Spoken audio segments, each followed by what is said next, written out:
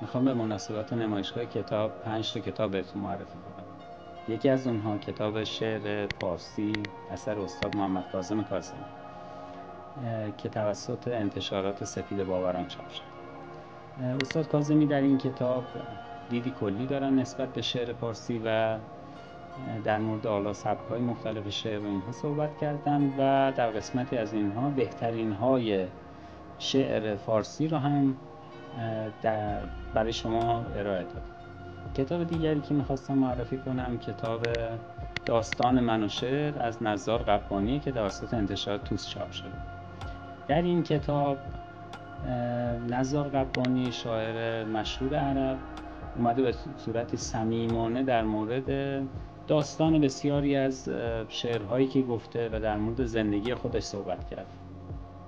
کتاب دیگری که خدمتون میخوام توصیه کنم که حتما بخرید نسخه اقدم از مظاهر مصفا است که توسط انتشارات روزنه چاپ شد.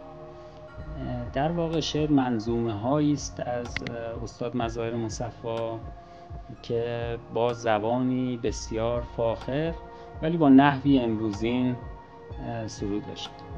2 تا کتاب دیگه هم میخوام براتون معرفی کنم از انتشارات شهرستان ادب.